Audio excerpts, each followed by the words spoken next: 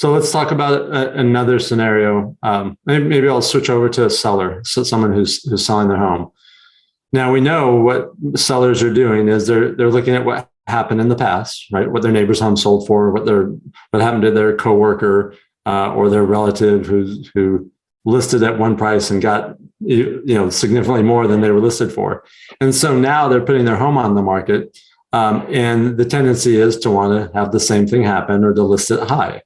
And good agents will educate a consumer about the pitfalls of doing that, and weak agents, none of which are watching this video, will just list it at whatever price the seller wants. So how would you as an agent educate the sellers as to the pitfalls of listing too high? Yeah, I mean, the reality is the market's changed. All you have to do is open social media or your web browser, and you'll see the news article that help you understand that the market has changed.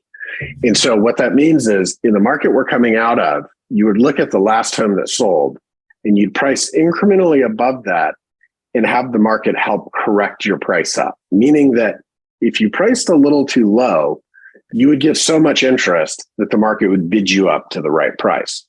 While in the market that we're coming into, where demand is pulling back, it's so much more important that you price at the right price that is going to cause the home to sell. And if you really do it just right, the market is still going to move you up, because that's the beauty of the free market, is that if you price something too low, you're going to get multiple offers, you're going to have enough interest, and it's going to help correct that and get you to the right price as long as you expose it to the appropriate amount of people.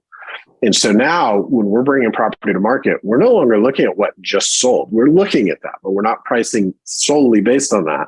We're looking at who else is on the market today. And through the eyes of a buyer, how would your house or the house we're about to put on the market compare in terms of value? And we want to be the best value on the market that a buyer would be looking for. And I think as a seller, most people understand that, and they can see that if their home is the best value, that's their best opportunity to generate massive interest, get multiple offers and all that. Yeah, I think a key point that you hit is, the primary fear that a seller has, that if they price it lower, it's going to sell for less. And here's what we know about real estate and prices is it's sort of like water. It's going to rise to its natural level.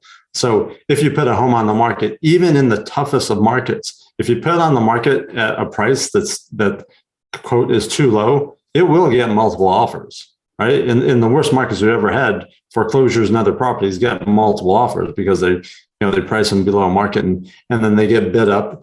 And typically they get bid up to the highest possible price, because in those scenarios, typically you're maximizing what you're going to get. I think another key component is educating the client on, because look, sometimes they're going to listen to us and we're going to price at the right price. And sometimes we're going to be right in the recommendation that we put at. And sometimes we're going to be wrong, or sometimes they're not going to listen to us. So equally as important is having the conversation. Hey, in the next week to 10 days, regardless of which price we choose, this price or that price, we're going to know if it's the right price or not. And we're going to know that based on two things: the level of activity and the feedback. If we're not getting any activity, we miss the mark. If we're getting activity, but everyone's telling us it's priced too high compared to the other homes, or their buyers going in another direction or found a better value, and no one's coming back for second or third looks, we're too high. So as important as our initial price is, what's more important is us being prepared to make an adjustment in a week to 10 days to get to the right price. Because Mr. and Mrs. Seller, the longer we're on the market in this environment, the less your home's going to sell for. And that means the less you're going to walk out for. And that's not what either one of us want.